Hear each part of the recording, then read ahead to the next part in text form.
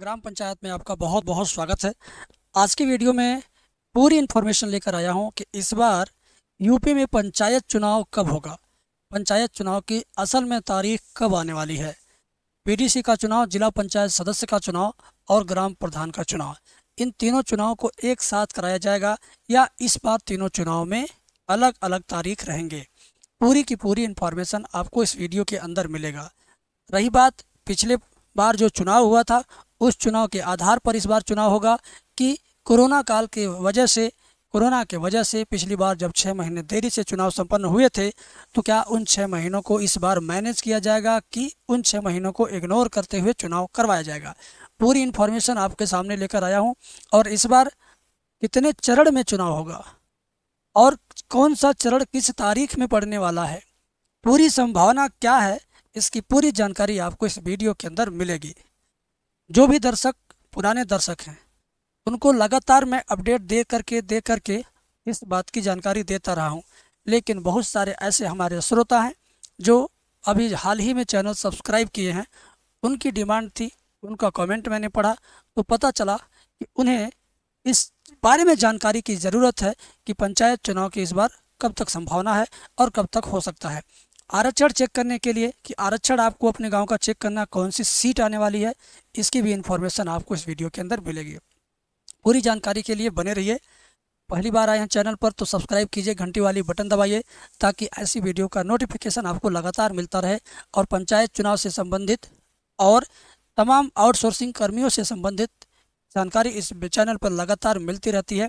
और बहुत जल्दी आउटसोर्सिंग कर्मियों से रिलेटेड, संविदा कर्मियों से रिलेटेड, पंचायत सहायक से रिलेटेड, शिक्षा मित्र, आंगनबाड़ी से संबंधित, चौकीदार से संबंधित वीडियोज आने वाली है। तो पूरी इन्फॉर्मेशन के लिए वीडियो के साथ बने रहिए। हम एक एक पॉइंट कवर करेंगे और पूरी जानकारी आपको उपलब्ध कराएंगे। देखिए, आप लोगों का कन्फ्यूजन यही है कि इस बार 2025 के एंड में चुनाव होने की संभावना है। आप सबकी तरफ से कमेंट में यही ज़्यादा से ज़्यादा लिखा गया है।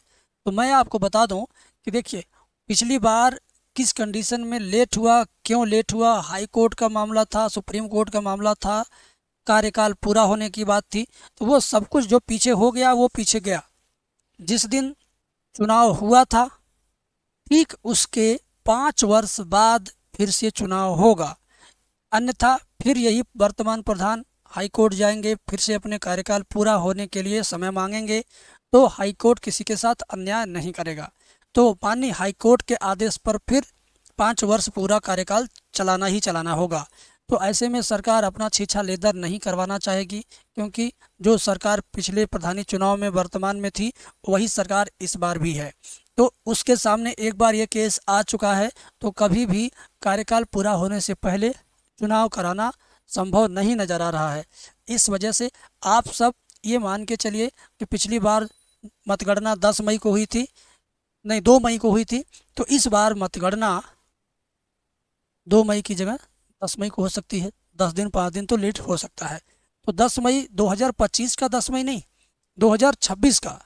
अब मतगणना अगर 2 मई को होगी या 10 मई को होगी तो ठीक उससे 15 दिन पहले चुनाव संपन्न होंगे, यानी अप्रैल 2026 में यूपी ग्राम पंचायत से संबंधित जितने भी चुनाव हैं, चाहे वो बीडीसी, जिला पंचायत सदस्य और ग्राम प्रधान का चुनाव, ये तीनों त्रिस्तरीय चुनाव अप्रैल महीने में पूरी की पूरी संभावित हैं। अप्रैल 2026 में, जिसकी तिथि मैंने पीछे मेंशन किया हुआ है कि प्रथम चरण का जो चुनाव होगा वो 19 अप्रैल 2026 को संभावित, द्वितीय चरण का जो चुनाव होगा वो 24 अप्रैल 2026 को संभावित, तृतीय चरण का चुनाव 29 अप्रैल 2026 को संभावित, चतुर्थ चरण का चुनाव 2 मई 2026 को संभावित, मतगणना 10 मई 2026 को संभावित। ये संभावित तिथि है। संभावित तिथि का मतलब हुआ कि इसी तिथि के आसपास अगली बार जब भी चुनाव होगा तो होगा। जिस तरीके से वोट डाले जाते हैं विधानसभा चुनाव में और लोकसभा चुनाव में, वोट पड़ जाने के बाद लोग एग्जिट पोल निकालते हैं कि कौन सी पार्टी की कितनी सीटें आ सकती हैं या चुनाव कब तक हो सकता है, तो ठीक उसी विश्लेषण पर, उसी तर्क पर यह भी तिथि आधारित है।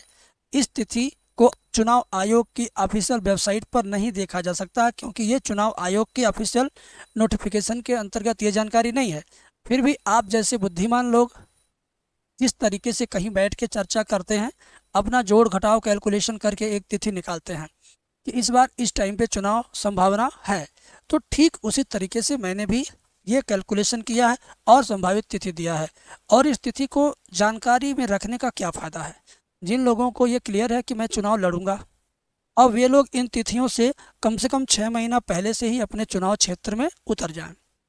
जनता के बीच में लोगों से मिलना जुलना, लोगों के दुख सुख में शामिल होना, लोगों की मदद करना, वोटर लिस्ट पे काम करना, अपने मतदाताओं की सूची बनाना, प्रतिद्वंदी की काट निकालना, किस खेमे में कितने वोटर हैं इसकी जानकारी लेना, यह एक लंबा प्रोसेस होता है। इस वजह से कम 6 महीने पहले ही आप अपने चुनावी क्षेत्र में उतरें और इन सभी चीज़ों का विश्लेषण करें और अपने मतदाताओं की संख्या बढ़ाने के लिए जो जो हो सकता है वो सभी उपाय करें।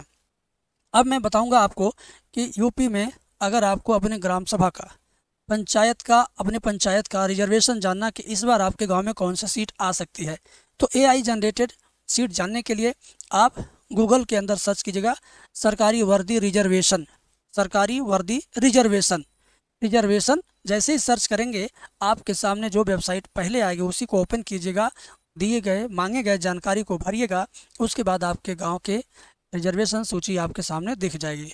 इसके अलावा इसी साइट पर आपको वोटर लिस्ट भी मिल सकती है और वोटर लिस्ट डाउनलोड करने का फ़ायदा ये होता है कि आपको पता चल पाएगा कि आपके जितने वोटर हैं क्या उनका नाम उसमें शामिल है कि उनका नाम अभी शामिल करना बाकी है। अगर बाकी है तो उसका आवेदन करवा के अपने नए मतदाताओं का नाम उसमें जोड़ सकते हैं। जो मतदाता अभी दुनिया में नहीं है उनका नाम आप कटवा सकते हैं या कटवाने के लिए, निष्कासित करने के लिए आवेदन करवा सकते हैं। दी गई जानकारी आपको कैसी लगी कमेंट सेक्शन में ज़रूर बताइएगा। अगली वीडियो आप किस टॉपिक पे चाहते हैं हमें कमेंट करके ज़रूर बताइएगा। बस आज इतना ही, मिलते हैं नेक्स्ट वीडियो में।